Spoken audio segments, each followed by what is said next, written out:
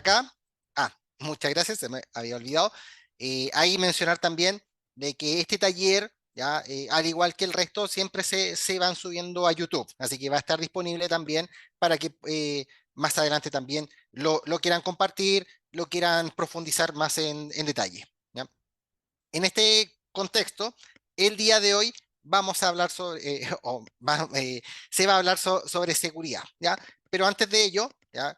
Eh, lo invitamos a participar de la Cámara, ¿ya? En sus distintas iniciativas también, quienes ya son miembros y quienes no, hay también que se puedan sumar y participar también de los distintos eventos, comunidades que se hacen habitualmente. Entonces, sin mayor preámbulo, ahí y dándole las gracias también a Martín Tartarelli, ya que es COO de Faraday, ya una firma de seguridad informática, ya. Él, él también es el líder del capítulo de Buenos Aires de OWASP, que es una fundación, no sé si una fundación ahí, pero que se encarga en muchos aspectos de seguridad también, de compartir estándares que se aplican mucho para la industria informática, ¿ya? Y el día de hoy va a hablar sobre el título es Triage, evaluando y priorizando vulnerabilidades. Entonces, Martín, muchas gracias por participar y te cedo la palabra. Dale, buenísimo, muchas gracias. Bueno, buenos días a todos, o buenas tardes ya, sí, dependiendo de este horario. Así que nada, gracias a la cámara por el espacio. La idea es que hoy charlemos un poco sobre seguridad informática y dentro de lo que es seguridad informática vamos a hablar más del tema de vulnerabilidades. Así que les voy a compartir pantalla para presentarles y bueno, nos van diciendo si tienen dudas o no. La idea es que sea bastante dinámico y, y arrancamos. Así que, un segundito.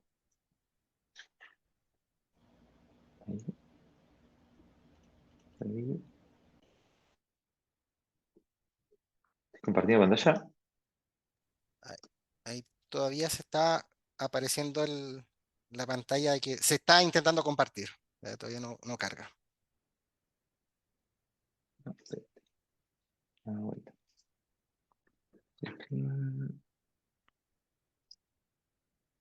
Esta es la pantalla. Porque por ahí la tengo. Un segundo. Ya. Mientras tanto, ahí si tienen preguntas, las pueden dejar directamente en el chat, ¿ya?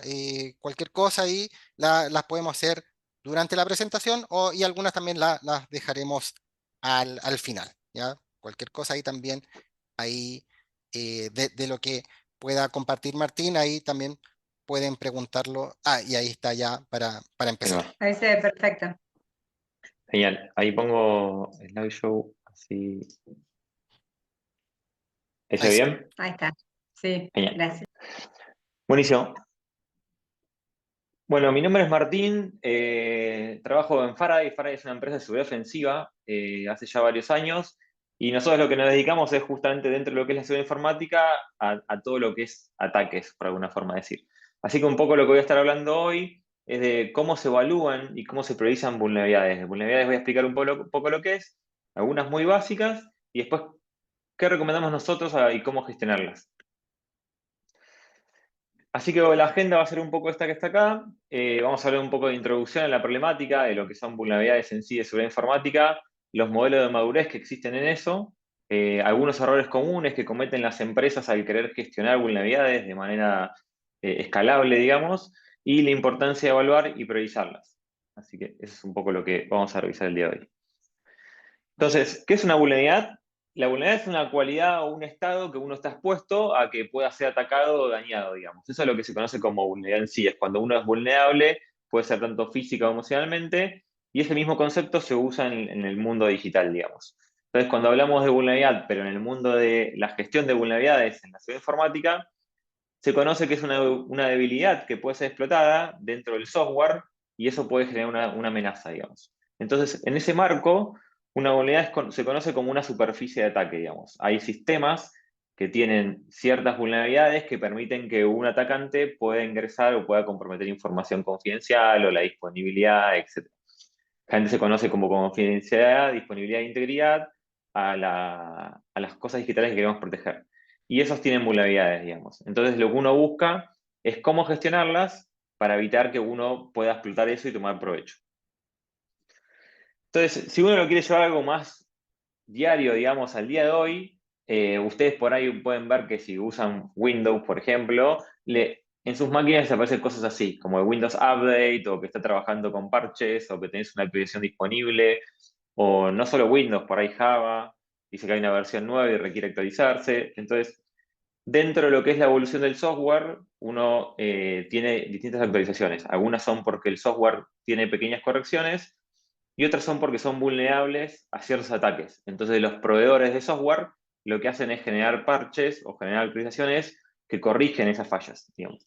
Entonces, lo más común que uno puede ver a lo que podría decir que es una vulnerabilidad es cuando las empresas o los vendors intentan remediar diciendo que uno actualice su software, digamos. ¿Por qué? Porque, bueno, hay mejoras de performance, hay un montón de cosas, pero también hay errores de seguridad. Microsoft puntualmente genera un boletín que le llama Security Bulletin, que lo que dice se especifica, lo hace creo que todos los martes, y dice cuáles son las fallas de seguridad que están en su software y asocia esas fallas a un parche o una actualización, digamos, que tienen su propia nomenclatura y están dentro de Windows Update. Por eso siempre uno en la seguridad informática recomienda tener el Windows actualizado o cualquier versión de software o cualquier aplicativo actualizada, porque uno sabe que teniendo la última versión actualizada, de alguna forma se protege de muchas vulnerabilidades que aparecen. Entonces, eso es un poco lo que son vulnerabilidades. Dentro del mundo de las vulnerabilidades se clasifican generalmente, para el que no conoce, existen miles de vulnerabilidades. Cuando digo miles, son miles de vulnerabilidades. Y hay una organización que la nombró Néstor al principio, donde yo soy parte, que es OWASP. OWASP viene de Open Web Application Security Project, que la misión de ellos es hacer visibles los problemas de seguridad en aplicaciones.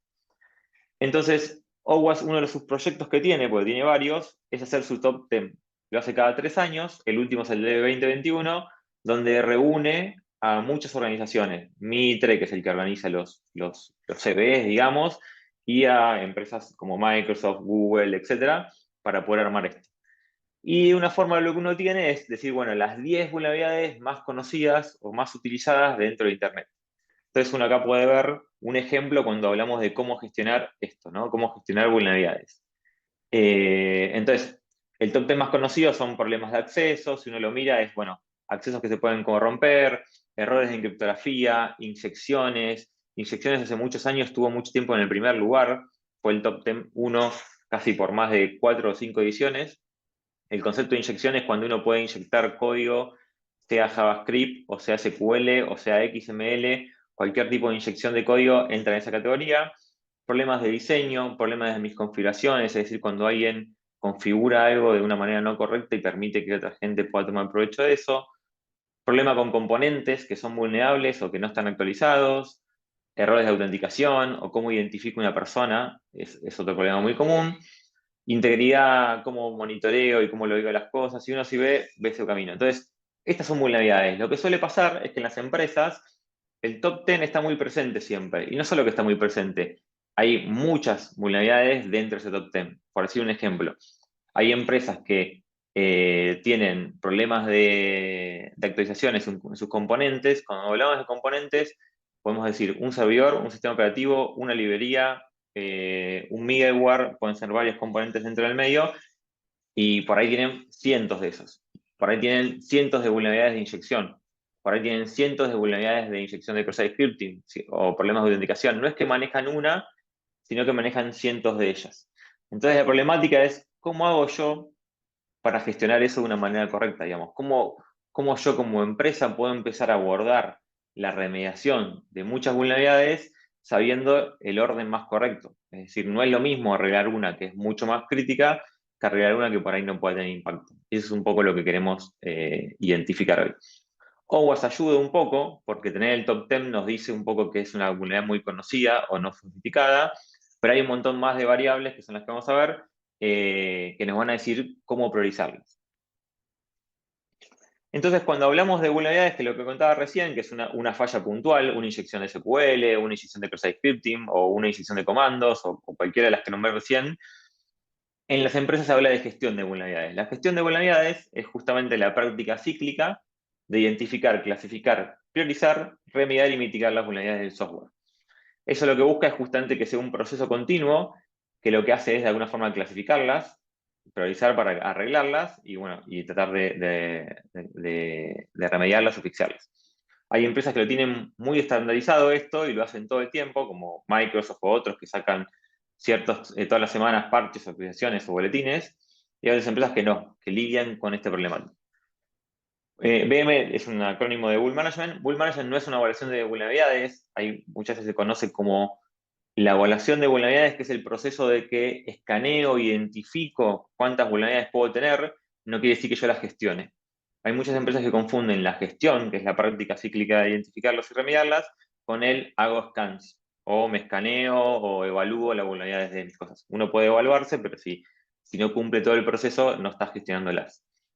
Tampoco es una prueba de intrusión. Las pruebas de intrusiones lo que buscan es justamente, son lo que se conoce como pentes o pruebas de penetración, que son ataques mucho más reales a las empresas. La diferencia es que uno busca generar un impacto y el otro solo evalúa. Una evaluación de vulnerabilidad es me fijo o escaneo y busco qué fallas puede tener, pero no las exploto. Y una prueba de intrusión es no solo las busco, sino que exploto una de ellas, entro dentro de la compañía, me muevo lateralmente, robo credenciales, información sensible y después lo presento. ¿Para qué? Para que se mida el impacto que puede causar una vulnerabilidad que está expuesta, digamos. Entonces, se usan esas prácticas para identificar, tanto pruebas manuales, automáticas, etc. Y una vez que se identifican, se gestionan.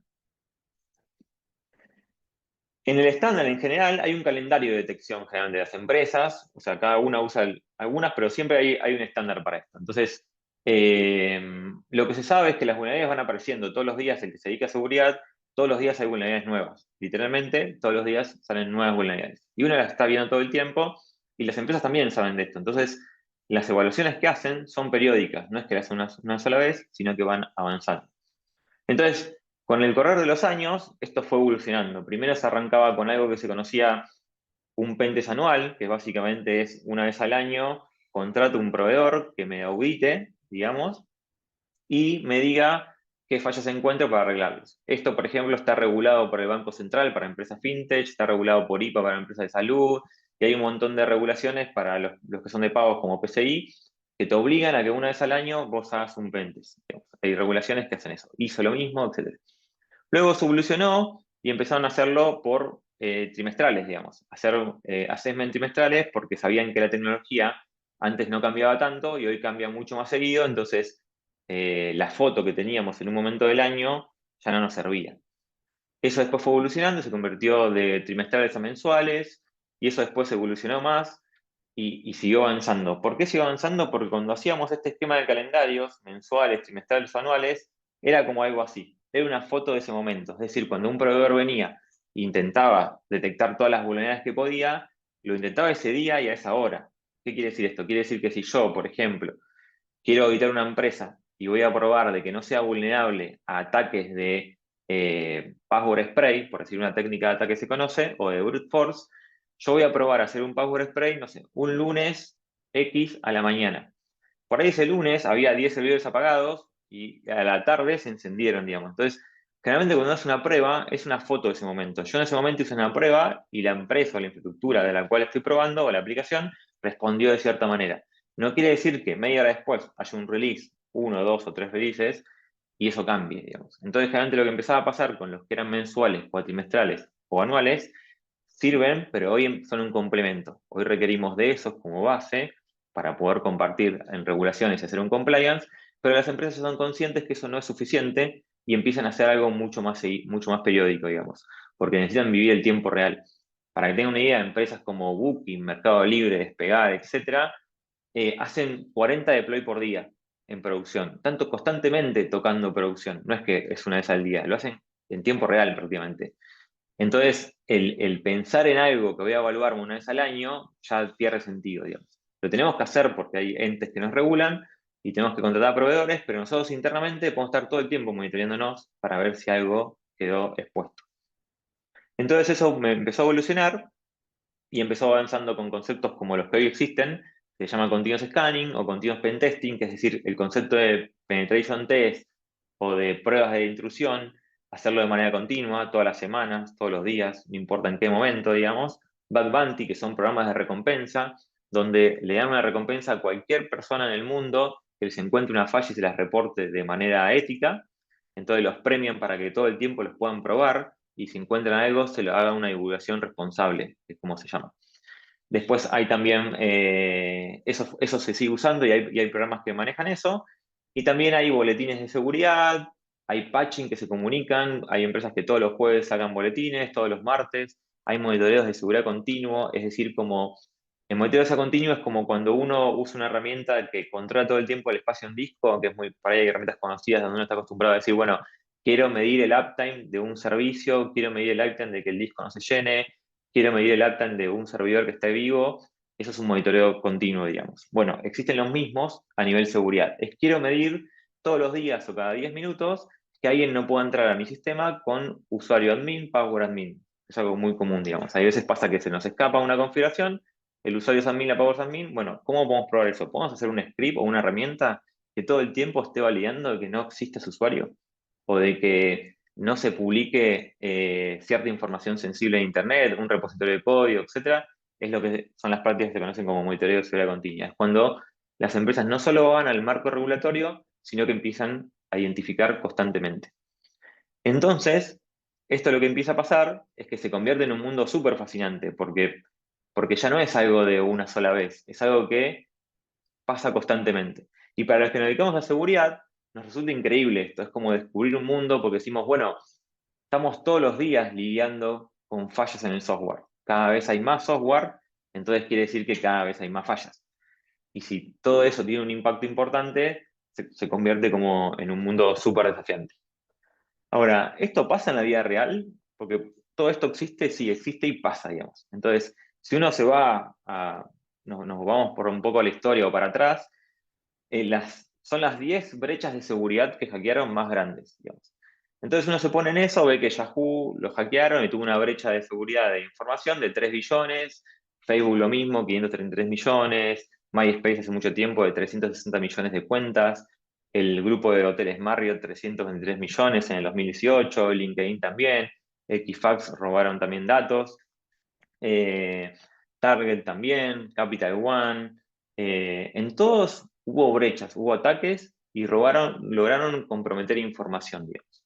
Y eso pasó, digamos. De hecho, en algunos, en el de Marriott, de las 322 millones de cuentas, 25 de ellos tenían números de pasaporte. Y todo eso, bueno, después se gestionó, hubo respuestas, pero esto pasa en la vida real. Y si uno va, y estas son cosas que salen en los diarios comunes, ¿no? Pasa que también hackean a la NASA a través de un Raspberry Pi y logran entrar a lugares, un Raspberry Pi es un dispositivo físico. También pasa que hay malware en submarinos nucleares y se diseñaron exclusivamente para eso, no es ciencia ficción, existió, hubo malware desarrollados para eso, se hizo público, hubo un montón de cosas que pasaron, o en Instagram, si lo vamos a algo mucho más normal, había fallas donde permitía que cualquiera pueda entrar a una cuenta por más que sea privado o no. Instagram lo resolvió, sacó una actualización, etcétera, fue atrás de un programa de bug bounty, hubo una recompensa atrás. Todo esto existe y todos los días, si uno va al costadito dice Popular This Week, este es de Hacker News, es como un paper de seguridad que cuenta como el diario de la seguridad. Al costado van a ver que todos los días hay novedades, o todas las semanas hay novedades de vulnerabilidades que aparecen. Y aparecen y en la vida real, no es que es un malware. Entonces la pregunta y la problemática que yo os pongo acá es, bueno, si las empresas Fortune 500 fueron hackeadas, ¿qué nos queda en el resto, no? Entonces, sí, las empresas más grandes de todas, que tienen recursos, tienen equipos, etcétera, así todos fueron hackeadas, ¿qué nos pasa con los demás? Entonces, ¿podemos gestionar vulnerabilidades de una forma simple o de alguna manera en la que podamos llevarlo adelante? Es un poco lo que tenemos que hacer. Porque si no las gestionamos, vamos a terminar como la Fortune 500 o como muchos más. Nosotros en el mundo de la ciberseguridad, con el hacking, tenemos un lema que es, hay dos tipos de empresas, las que fueron hackeadas y lo saben y las que no. Entonces, siempre tenemos que asumir de que alguien nos quiere atacar y el gestionar vulnerabilidades o entender que existen es una de las buenas formas de empezar a hacer algo. Entonces, como para seguir con este tema, hay algo que se llama modelos de madurez en lo que es gestión de vulnerabilidades y hay un montón de modelos de madurez. Yo agarré uno de los que más se usa, digamos, todos son muy parecidos, tienen sabores. OWASP tiene un modelo de madurez armado, este puntualmente es de Microsoft, pero todos más o menos dicen lo mismo. Y lo que dicen, bueno, las compañías tienen un modelo de madurez de vulnerabilidades que va del 0 al 5. Y básicamente lo que dice es que, bueno, El nivel 0 es donde no existe, no hay un proceso donde no se haga scanning, nadie escanea, nadie intenta identificar fallas, tampoco hay manuales ni automáticos, no hay un concepto de patching, es decir, ni siquiera actualizamos los parches, no hay un proceso que diga cómo voy a gestionar una vulnerabilidad o cómo voy a tratar de identificarlas y hacer algo con eso, y tampoco hay métricas. Es decir, no hay nada, no existe la gestión. Después hay un nivel 1, que es el que muchas empresas separan, que es el que escaneo.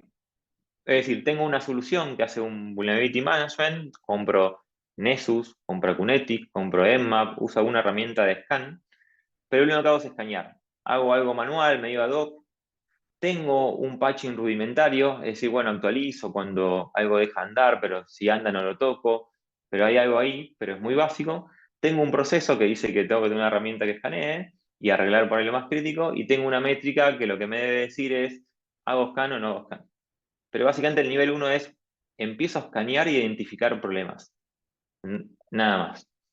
El nivel 2 y el 3 se unen mucho, que están en el mismo color porque hay una línea más delgada, pero es cuando empiezo a hacerlo, evalúo y hago compliance. Es decir, bueno, ya empiezo a hacer un proceso de gestión de vulnerabilidades de alguna forma manejado o guiado porque un ente regulador o un framework me lo exige, digamos.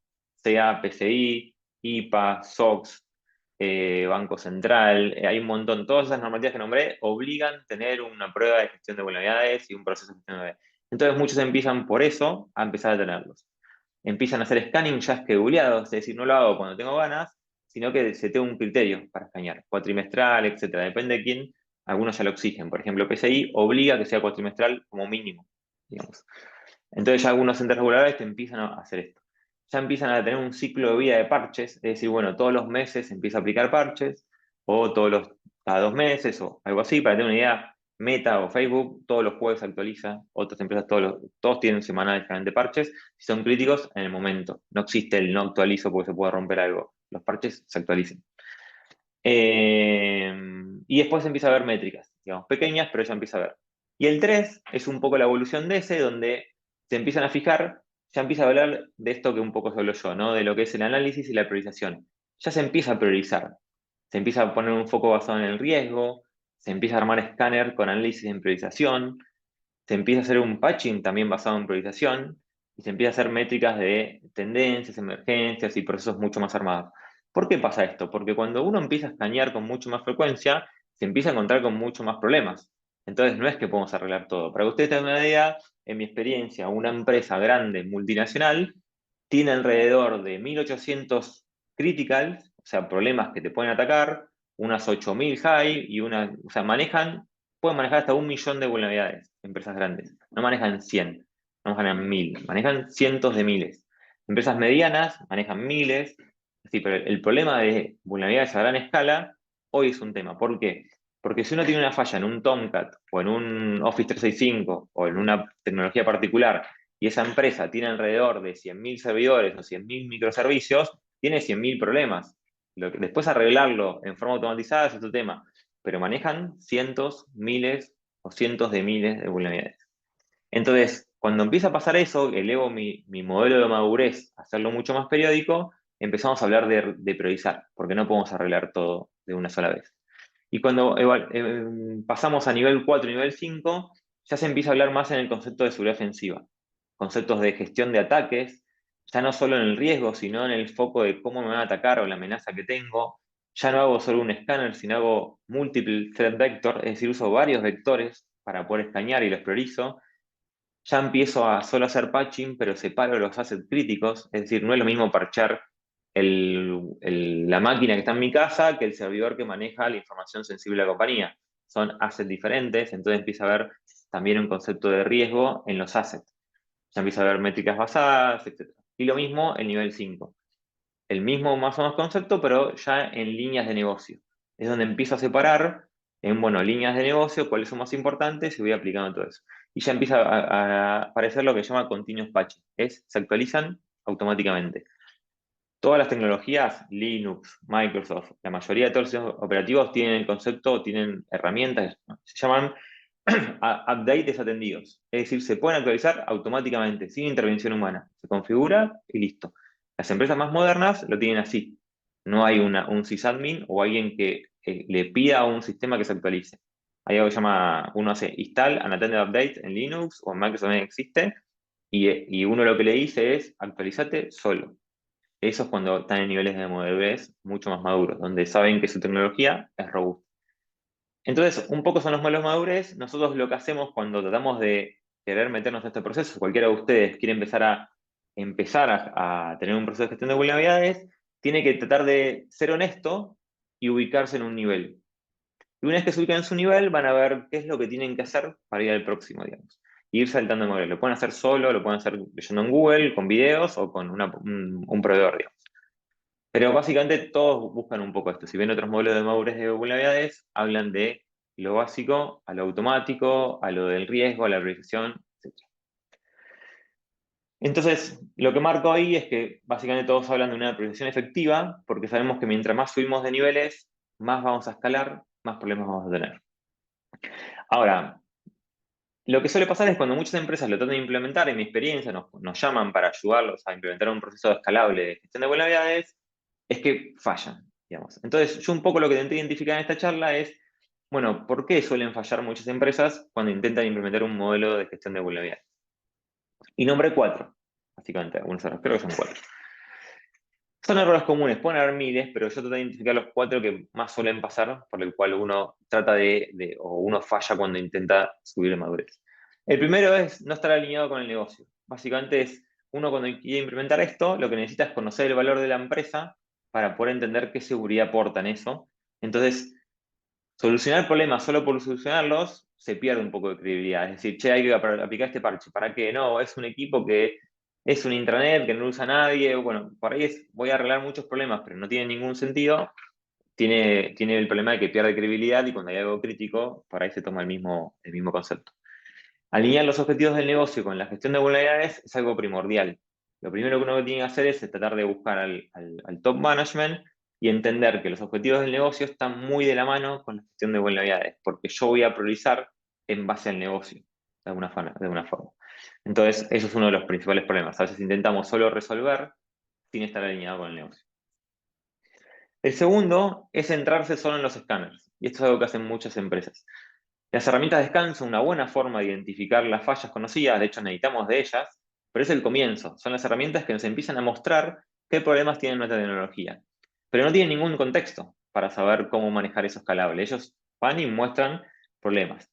El problema que hay con estas cosas es que generalmente hay mucho falso positivo. Los falsos positivos en las herramientas, estadísticamente, hablan de que el 80% de las vulnerabilidades que reporta una herramienta no son relevantes. Y gran parte de esos son falsos positivos. ¿Qué es un falso positivo? Un ejemplo.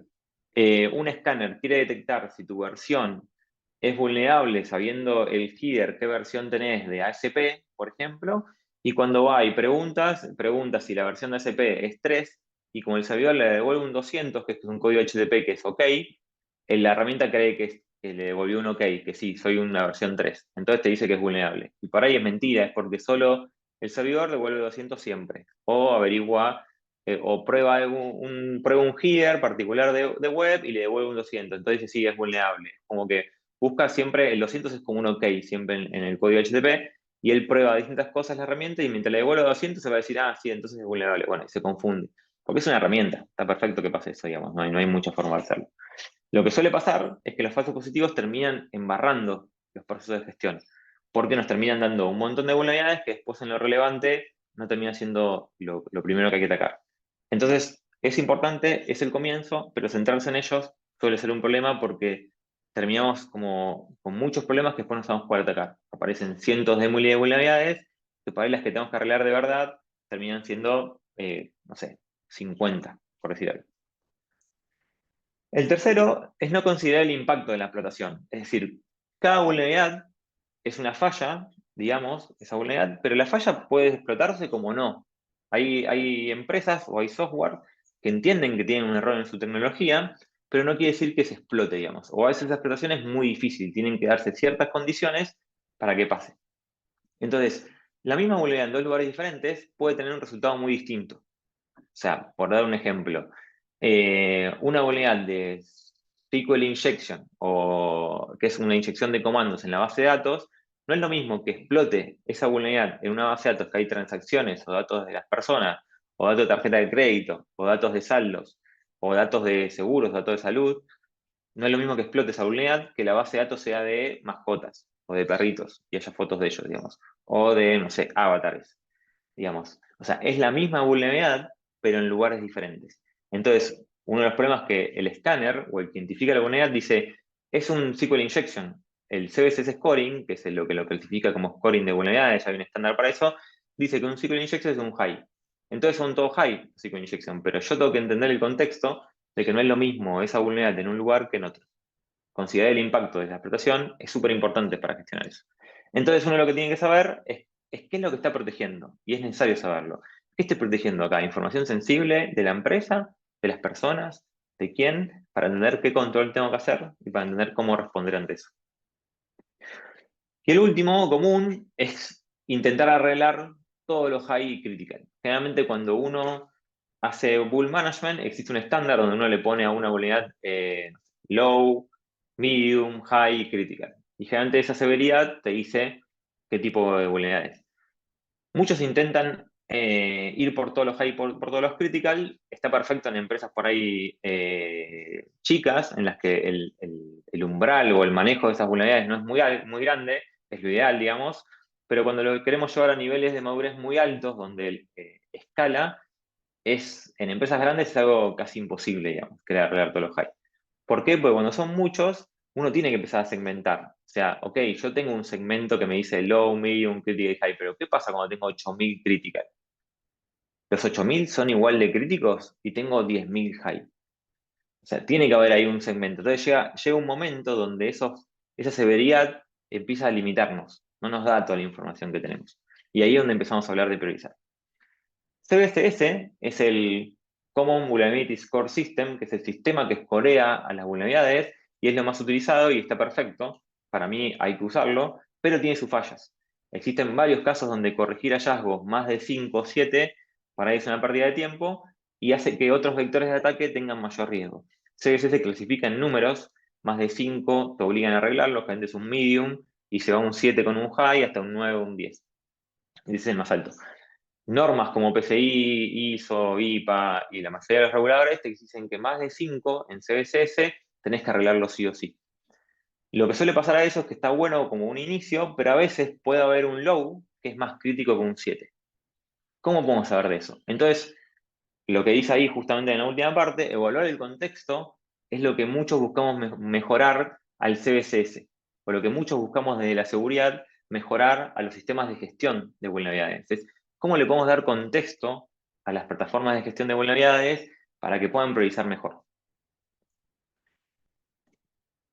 Entonces, hay muchas investigaciones que muestran que tener más de 100.000 vulnerabilidades en sistemas, solo el 85% puede ser explotado de manera realista. Y eso es muy importante, y eso a veces en el CVSS no está. Es decir, hay 100.000 vulnerabilidades, pero solo el 85% de esas no se explotan. Es solo un 15% de las que pueden explotarse. Entonces, por ahí soy vulnerable a algo, pero nadie puede explotarla, digamos. O es muy complejo hacerlo, o tienen que alinearse los planetas. No quiere decir que no sea posible, pero para ahí tienen que haber ciertas variables para que eso pase, y eso alguien muchas veces no lo analiza, digamos. Entonces termina dándole la misma importancia que a otro critical que sí puede explotarse y se puede explotar muy fácilmente, que está en ese 15%, digamos. Entonces, muchas empresas que nos dedicamos a hacer seguridad, en las herramientas de scanning o de gestión, intentamos dar esa información, intentamos decir, guarda, porque esta vulnerabilidad tiene riesgo de que sea explotada. Hay estándares, hay todo eso. Entonces uno se encuentra con esto, por ejemplo. Por ahí acá me voy a algo más técnico, pero estas son herramientas de scanners, herramientas de gestión de vulnerabilidades que nos identifican fallas. Si uno ve en la izquierda va a ver que hay muchos críticas y hay muchos high. Y básicamente son problemas de, no sé, o de Firefox, o de librerías puntuales, etc. Y a la derecha también van a ver que hay unos critical y unos high. Problemas de CL, de Samba, etc. Entonces uno dice, bueno, ¿cómo empiezo a arreglar yo esto? ¿Cuáles son si yo veo mi capacidad como empresa, yo puedo arreglar 3 o 4 problemas por semana o por día, no importa? ¿Cuáles son las primeras 3 que tengo que arreglar? ¿Cómo puedo saber? Porque si agarro High Critical tengo un montón. Si ahí ven, dice 11 o algunos hay más de ellos. Entonces, ¿cómo puedo yo empezar a ver eso, digamos? Entonces, lo que suele pasar es que no termina de haber una forma de identificar eso bien y uno se encuentra con cosas así. Es decir, empieza a ver con con métricas que dicen que hay 98 critical, 101 high, 90 medium, 181 low y 9.900 information. Digamos, de entre 1.900 assets, unos 2.000 servicios. Esto es un modelo estándar de una compañía mediana pequeña. Digamos, porque la tecnología hoy explotó, digamos, está lleno de assets. Un asset puede ser una impresora, digamos. Entonces, todo está conectado a Internet y todo puede ser vulnerable. Ahora, a ojos de un pentester, digamos, yo con ojos de un pentester, que nosotros nos dedicamos todo el tiempo a encontrar fallas, podría decir, como está marcado ahí en azul en un cuadrito, que por qué está en el segundo lugar una vulnerabilidad crítica de OpenSL y está mucho más abajo una que dice SMB, múltiples vulnerabilidades. Si yo como pentester tengo que tener una compañía, claramente la de Samba es mucho más interesante que la de SL. ¿Por qué? Porque yo sé que explotar una vulnerabilidad en SL es muy difícil, digamos. Explotar una vulnerabilidad en SL es muy difícil. O sea, sí existen fallas, es criptografía pura, es un tema más de algoritmos, de cómo maneja llaves y la criptografía en sí, que ya quedó obsoleta y existen protocolos mucho más seguros para eso, pero explotar un SSL no es algo fácil, digamos. Claramente son pocas personas las que van a hacerlo y quizás no me sirve de mucho hacerlo. Ahora, explotar Samba, que es un protocolo con el cual se comunica información, se transfieren archivos, es un protocolo muy utilizado y encima dice múltiples vulnerabilidades, es decir, no es que solo una, es muchas más, y que eso me permite moverme lateralmente en la red y me da un montón de cosas para comprometer un sistema, a mí me parece mucho más sensible ese. Sin embargo, los dos son críticas, pero seguramente haya exploits en Samba y en SL no. Ahora, ¿cómo sé todo eso? Lo sé porque me dedico a eso, pero ¿cómo le podemos dar esa información? Y esto es lo que es contexto, digamos. ¿Cómo podemos contextualizar a los problemas de vulnerabilidades para poder priorizarlos mejor? Porque uno que se dedica a la seguridad ofensiva fácilmente mira esto y sabe cuáles son las 5 que hay que arreglar para que no lo ataquen. Pero cuando eso lo quiere escalar y uno quiere implementar un sistema, se guía por la severidad. Entonces, eso lo hace mucho más difícil. Entonces, si uno va al CVSS Scoring, que es el estándar que se conoce, uno dice, bueno, yo lo que hice ahí, por ejemplo, lo que ven en el cuadrito, son los últimos 4 años de problemas de fallas de seguridad publicados por vendor conocidos. Oracle, Windows, todo software vendor conocidos. Todas las fallas que salen se conocen con un nombre que se llama CVE, y de alguna forma todos los problemas de seguridad de todas las tecnologías que existen conocidas están ahí. Y todas tienen un scoring en CVSS. Entonces, si uno solo se pone a ver los software conocidos, Office, Windows, o sea, ni siquiera hablamos de aplicaciones que desarrollan propios in-house las empresas, tipo la intranet, un back office, el home banking, todo software que no sea vendor, empaquetado, digamos, no entra acá, digamos. Entonces, ya sabiendo que en los últimos 4 años hubo casi 96.000 vulnerabilidades de software conocidos, eh, si hago el cuento, te está arreglando un montón de vulnerabilidades solo de la tecnología que compré, ni siquiera la que diseñé yo. Y si me pongo a ver en los últimos 4 años, hay 7.000, casi 6.865 vulnerabilidades que están dentro del 9 y 10. Un scoring 9 y 10 es rompí Internet, es un Herblit, es un Shellshock, son esas vulnerabilidades que tuvieron hasta su propio nombre marketinero porque salieron en todos lados y de alguna forma tuvo que salir el consorcio de Internet, se juntó Meta, Google, Microsoft, se juntaron todos para ver cómo arreglar un 9 o un 10. Es una novedad alta que compromete a Internet en general. Y ya solo eso, en los últimos 4 años hubo 7.000. Si sumamos 8 y 9 hubo 500 más. Si sumamos 7 y 8 hay casi 14.000. Si sumamos los que son 6 y 7 hay otros 15.000. Si sumamos los 5 y 6 hay casi 17.000 más. Y todos los estándares como PCI o IPA o lo que sea te dicen que 4 para arriba hay que arreglarlo en un plazo de 3 meses. Entonces, si uno suma solo eso que está ahí, son un montón de vulnerabilidades. Y ni siquiera estamos hablando de que estamos escaneando nuestra tecnología. Son fallas reportadas por vendors. Y hay casi 100.000, digamos. Entonces, esto es un poco la problemática de hoy y es cómo empiezo a gestionarlo. ¿Cómo hago para poder empezar a priorizar cuando la tecnología empezó a ser algo muy usado y empiezan a haber muchas fallas? Está bien que hayan fallas, todos tenemos que arreglar las cosas. El tema es, bueno, ¿cómo empezamos a arreglarlas? Digamos? Y si uno ve el average de todo eso, dice que es 5.8. 5.8 es más de 4, con lo cual el average es que hay que arreglar y fixar problemas. Entonces, ahora me meto un poco en cómo se prioriza, cómo nosotros entendemos la priorización y lo hacemos en Faraday, en nuestra plataforma. Para nosotros una vulnerabilidad tiene contexto, digamos. Tiene un contexto de la vulnerabilidad en sí y tiene un contexto del negocio. Entonces, una vulnerabilidad tiene un severity, puede ser info, low, medium, high o critical, pero tiene un severity y es conocido. tiene un CBCS, que es un estándar que nos da un punto con el que mostraba recién, de 0 a 10, y nos dice de alguna forma qué estándar tiene o qué CBS tiene. Podemos saber si esa vulnerabilidad tiene un exploit, podemos ir a buscarlo a internet, podemos ir a buscarlo al CISA, que es un centro que tiene la Agencia Nacional de Ciberseguridad de Estados Unidos, donde de alguna forma publica todos los exploits que se encuentran. Podemos ver si es un ataque común, los que le mostraba antes. ¿Está dentro del OWASP Top 10 esta vulnerabilidad? ¿Sí o no? Si está dentro, es un ataque común. Tiene una variable más o un contexto más. No es una variable no conocida, es muy conocida. También el CWE, el NIST, publica un top 25 de las fallas más conocidas, entonces también podemos preguntarle a ese top 25 si es algo común, está dentro de los ataques comunes que pasan en la actualidad o no. ¿Es tendencia? Podemos ir a Twitter, a las redes sociales, a Reddit, etcétera, y ver si esa vulnerabilidad es tendencia o no. ¿Se está hablando de esta vulnerabilidad estos días o no? Eso es un contexto más. El vector de ataque es un vector de ataque que se ataca por red, local. ¿Cómo es que se ataca? ¿Es a través de networking, a través de local, a través de malware? ¿Cuál es el vector de ataque? Lo podemos saber. ¿Hay un parche de internet para esto? ¿Sí o no? La mayoría hay parches, hay veces no hay parches. Pero toda esta información son cosas que nosotros nos preguntamos cuando hacemos lo que se conoce triage, que es esto el triage viene, creo que de la jerga también médica, digamos, que es como cuando uno diagnostica, digamos. Entonces ese triage nosotros lo hacemos de una forma al principio manual y hoy lo hacemos casi automática. Armamos todo un concepto de recolección de información para entender el contexto que está pasando y recorremos cada vulnerabilidad y tratamos de darle ese contexto. Y después hay un contexto del negocio donde decimos, bueno, el asset, ¿es crítico o no es crítico? Tiene estrellitas, donde decimos es muy crítico, poco crítico, no tan crítico. ¿Es un asset importante? ¿Es una máquina que está perdida por ahí y a nadie le importa? ¿O es el servidor más crítico de la compañía? ¿Esa vulnerabilidad en el negocio es un asset que está público en Internet o es solo interno a la compañía?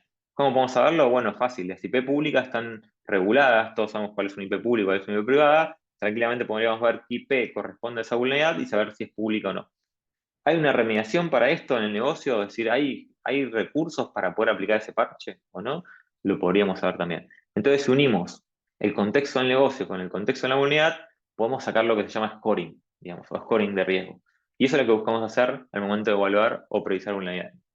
Entonces, si uno lo ve, tipo un ejemplo rápido de cómo alguien fácilmente gestionaría y priorizaría vulnerabilidades, podríamos decir, corrí un scan con una herramienta, encontramos 225 vulnerabilidades, donde no hay filtros, es la cantidad de vulnerabilidades que tenemos, y empiezo a aplicar filtros, de una forma. Es una forma más fácil todavía que poner contextos. Es decir, bueno, filtrame las 225, todas aquellas que sean high y critical según el scoring de CBCS, es decir, arriba de 7. Digamos. Entonces filtro ahí, ya me quedo con 106 vulnerabilidades. Bien, de esas 106, decime cuáles tienen un vector de ataque que es de red, es decir, que son remotas. No hace falta estar físicamente en la computadora para explotarlas, porque hay un vector de ataque que es remoto, que es de network.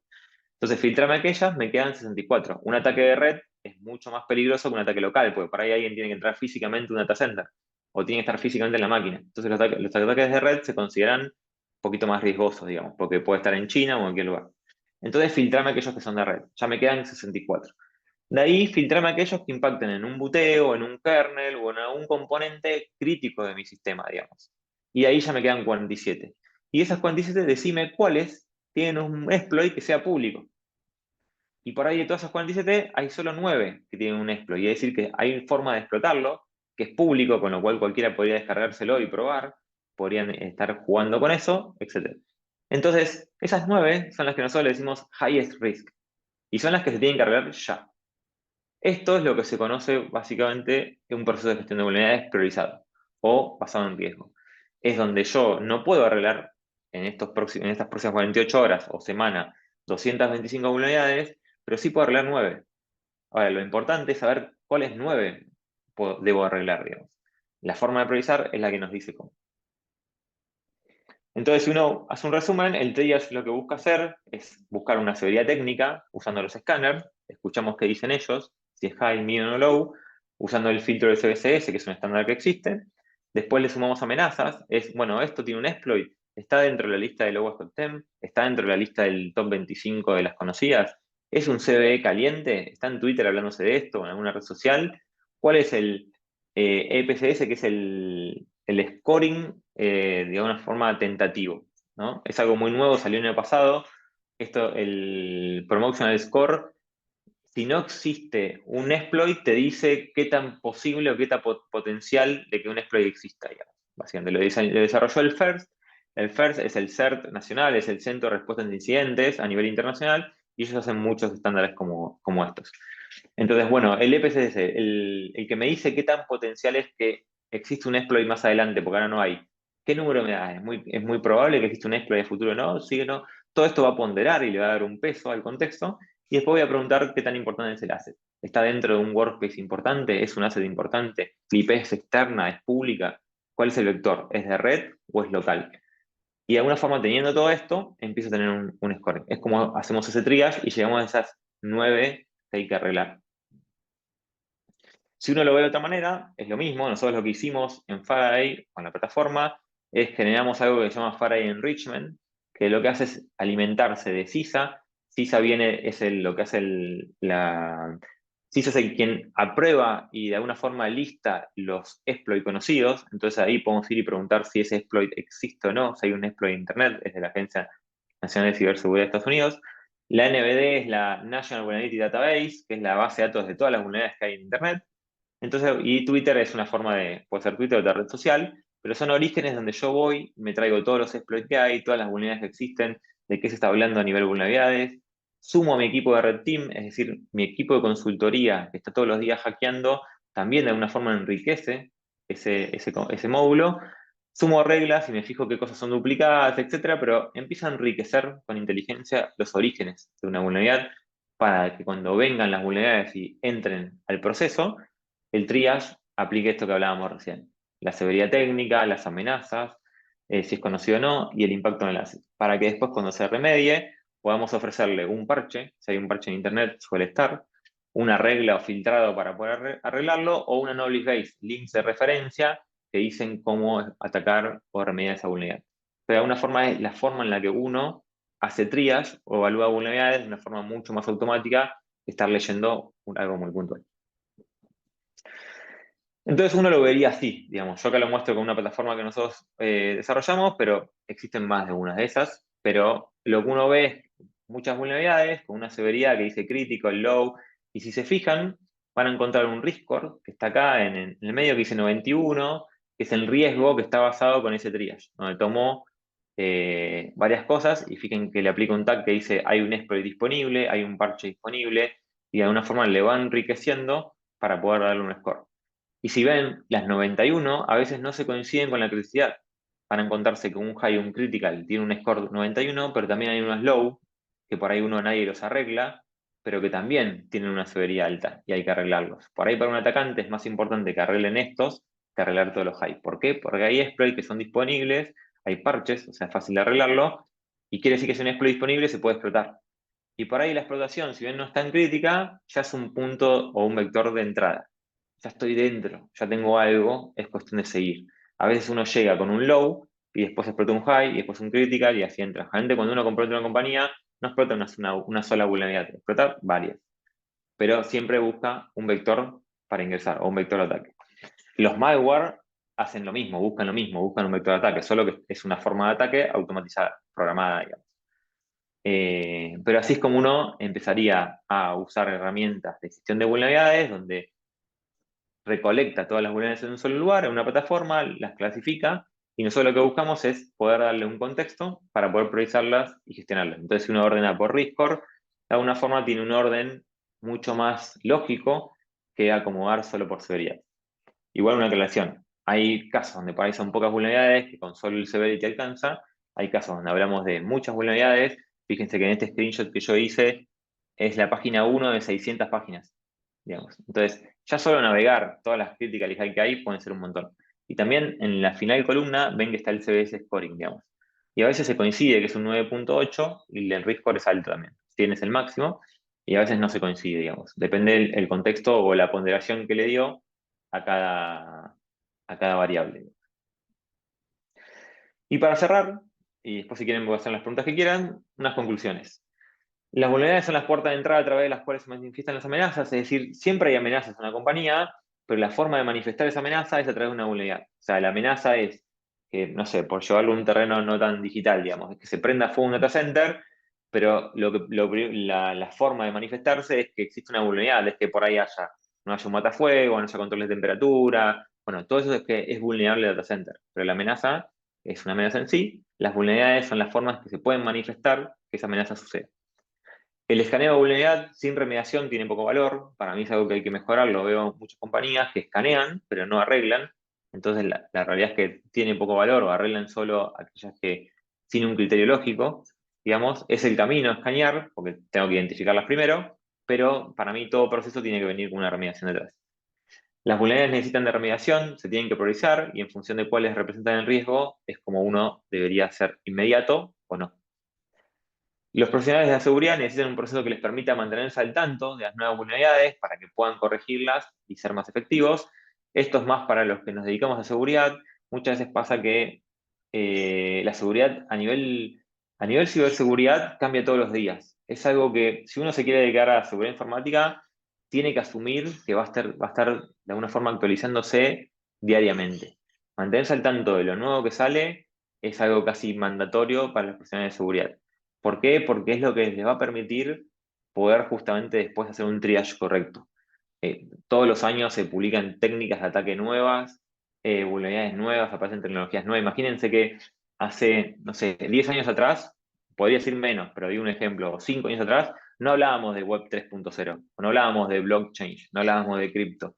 Y hoy, hace un par de semanas, hubo un evento en Ethereum donde se hablaban de técnicas de ataque en blockchain, en tecnologías como las que, como Web 3.0, y ya está empezando a pasar. Incluso las que migraron para esa tecnología son las mismas que existían en la 2. O sea, solo que arrancó algo nuevo, nadie estudió lo que venía pasando en la industria anterior y pasa eso. O si nos vamos a IoT o nos vamos a cualquier industria, vamos a encontrar que los problemas se repiten, digamos.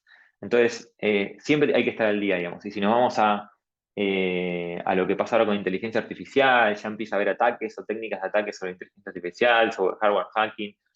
Mantenerse al tanto nos va a permitir entender cómo ser efectivos al momento de saber qué arreglar primero. Y a gran escala, separar lo urgente y lo importante es básicamente una prioridad, digamos. Siempre hay algo urgente y algo que es importante. Y el triage es parte de eso, digamos. Y como último, gestionar vulnerabilidades desde la mirada de un hacker, que es lo que por ahí nosotros sabemos hacer, nos puede ayudar a entender dónde invertir mejor nuestros esfuerzos. Digamos, una cosa es hacer gestión de vulnerabilidades por compliance y otra cosa para ir a hacer gestión de vulnerabilidades como hacker. Los dos buscan el mismo objetivo, solo que tienen miradas distintas. Nosotros vamos a buscar formas de resolver las vulnerabilidades que permiten que alguien te comprometa la compañía o el sistema, y para el compliance lo que va a buscar es que vos no tengas ninguna arriba de 5, sea importante o no, o sea de una base de datos de perritos, o sea una base de datos de negocio. Entonces, a veces, una forma de tener una mirada distinta o de arrancar es voy a lo que me pueden atacar y después voy a lo que es cumplimiento. Es una opinión personal igual, pero es una forma en la que podemos gestionar vulnerabilidades. Y nada más, muchas gracias. Bueno, muchas gracias Martín. Muchas gracias por tremenda presentación. Ahí ya, ahí aprovecho ya que se han mencionado un par de preguntas en el chat y las voy a mencionar, mientras ahí también invito a la gente a encender sus cámaras ahí para dar el cierre y que podamos sacar un screenshot al final ahí de la cámara para compartirlo en las redes sociales. O sea, una primera pregunta es cómo se mide el impacto de una vulnerabilidad. Ya si pues, ahí preguntan si es por monto, por tiempo en que tarda en ser corregido, o cómo se mide el impacto ahí, ¿ya? O de qué depende. El impacto se mide, generalmente cuando uno ve la explotabilidad de esa vulnerabilidad, puede medir el impacto. Sí. Por ejemplo, hay vulnerabilidades que el impacto es que alguien pueda ejecutar comandos dentro de una máquina. Entonces uno puede de alguna forma medirlo y decir, bueno, entonces el impacto que puede haber acá es que alguien ejecute comandos y pueda, no sé, borrarme cosas, modificarme, afectar la integridad, etc. Hay otros que por ahí uno puede entender que el impacto es que eleve privilegios, entonces elevar privilegios le puede hacer tomar control de algo. Por ejemplo, hay vulnerabilidades que permiten, hay exploits que dicen elevation privilege, básicamente son exploits pensados para elevar privilegios. Entonces el impacto es que un usuario tradicional pueda convertirse en administrador. Y uno ahí empieza a medir el impacto. Pero realmente cuando uno lee el detalle de una vulnerabilidad, puede empezar a entender el impacto. Pero uno lo que trata de leer es eso, es qué explota. Explota un protocolo, explota una elevación de privilegios, permite ejecutar comandos, permite manipular queries, hacer, no sé, Acceso arbitrario, a veces un Broken Access Control, que es un top 10 de OWASP, es cuando uno puede romper la autorización en los sistemas, entonces los roles dejan de existir y con que yo conozca la página entro a cualquier lado. Entonces, bueno, puedo de alguna forma empezar a medir el impacto, pero sí tengo que tener un poco más de detalle de lo que hace la vulnerabilidad y el exploit para poder medirlo. Perfecto. Y la otra pregunta que también hace Valentina es, ¿cuándo se puede definir que hay un manejo de vulnerabilidades de forma exitosa? O sea, ¿cómo se mide el éxito si al final igual uno se va a ver afectado? Por lo que se entiende la pregunta. O sea, igual te pueden atacar, o sea, se puede mitigar, pero no se puede eliminar ese riesgo. Para mí, o sea, eso es muy subjetivo, digamos, pero si me preguntas a mí cuál es la métrica que me dice que hay un proceso de gestión de vulnerabilidades exitoso, es que vos veas en esa plataforma de Faro o cualquier otra que aparecen vulnerabilidades y se van cerrando. Ese es para mí el éxito. Es que vos le pidas a alguien, mostrame tu gestión de vulnerabilidades de los últimos 3 meses y veas que hay vida en ese proceso. Porque yo puedo agarrar y encontrar 1000 vulnerabilidades, la semana que viene encuentro 1000 y se van acumulando y no se resuelven. Para mí la mejor métrica es que eso sea un ciclo donde se encuentren vulnerabilidades, se cierren, se abran, se cierren, se abran, se cierren, y siempre tengo una tendencia hacia abajo, digamos. El objetivo es minimizar el riesgo y para eso hay que cerrar o fixar problemas. Después, si son muchos, pocos, la verdad que hoy me deja de importar. En mi experiencia, la mayoría le cuesta hacer eso. La mayoría, un proceso exitoso es que aparecen y se cierran. Con eso es súper exitoso. Perfecto. Ahí, mientras, nuevamente invito a la gente a encender sus cámaras, ahí que la cámara pueda sacar un screenshot y publicarlo en las redes sociales. Yo tengo una pregunta bien particular, ya, porque aquí hay también varias Insurtech y también ahí se mezcla con el mundo de las compañías de seguros, se integran de alguna forma, entendiendo Sí, que también para tener un framework, en algún momento tú también entenderías que hay que considerar que los riesgos que pueda tener una Insurtech o viceversa, en realidad también son riesgos míos. O sea, como compañía de seguros, también podría, y como ahí también se considera dentro de esa evaluación eh, que ellos la hagan o yo también hacer algún tipo de evaluación como compañía de seguro de que esas integraciones o los problemas que pueden, las vulnerabilidades que ellos pueden tener, de alguna forma me pueden llegar a mí. 100%. Hay varias formas. Hay algo que se conoce como SOC 2, por ejemplo, que es una normativa de una regulación que se usa más para eso. Viene justamente de servicios, de empresas de servicios, la SOC. Y lo que busca es cuando uno tiene que delegar a un proveedor o a alguien su seguridad, digamos, hacen como un due diligence. Es decir, por ejemplo, a mí me pasa que por ahí hay empresas grandes que me dicen, che, yo para usar tu tecnología necesito asegurarme que vos tengas cierto nivel de seguridad como el mío. Y ahí hay donde la misma empresa te audita o te escanea. Nosotros a veces por ahí hay bancos que escanean a proveedores de servicio para saber que están en su mismo nivel de seguridad y los incluyen dentro de su alcance. Y hay otros que si no dicen, bueno, necesito que seas SOC 2 compliance, que SOC 2 es una auditoría que lo que hace justamente es nivelar eso, es pedirte que tengas lo básico para vos poder ofrecer servicios hacia afuera. Entonces hay algunos que dicen, o dame tu informe de SOC y lo leo, si no tenés nada para demostrarme que sos seguro, te tengo que auditar y hay proveedores que te auditan para que se puedan integrar con vos. Por ejemplo, las redes o muchas o cámaras, etcétera, cuando vos te metes en una red, muchas veces hay un proceso de homologación. Es decir, che, tenemos que estar todos más o menos en un mismo nivel para que el servicio hacia afuera sea lo más estándar posible. Perfecto. Ahí, mientras Cata, ahí parece que tú estás sacando los screenshots, ahí tienen Martín, una pregunta específica con respecto a ustedes. O sea, ¿en qué se diferencia Faraday de software como SonarQube? Sí, se pronuncia SonarQube. ¿O cuándo Sí, recomienda usar uno y otro? O sea, ese es como más para Sonarcube. ustedes. Perfecto. La diferencia es, SonarQube es una herramienta que se conoce como SAS, es una herramienta de análisis de código estático, se usa generalmente para encontrar fallas en el código. Y es un software que identifica, es un escáner puramente. Faraday no es un escáner, sino que es como un orquestador. Lo que sí puede hacer desde Faraday es que le diga a SonarQube que escanee el código y todo lo que encuentre se lo dé a Faraday. Para que tengan una idea, Faraday es un repositorio de vulnerabilidades o es un Jira de la ciberseguridad o llámenlo como quieran, pero es una plataforma para gestionar y orquestar vulnerabilidades. También escanea, pero escanea con las herramientas como SonarQube, Nmap, Nessus, no es un escáner en sí, sino lo que hace Faraday es usa una tecnología que se llama agentes y lo que le permite es usar agentes donde configura diferentes herramientas de scan, de código estático, de web, de mobile, etc. Entonces uno escanea un montón de tecnologías, las consolida en un solo lugar como Faraday o un repo. Hay otros competidores también que hacen lo mismo.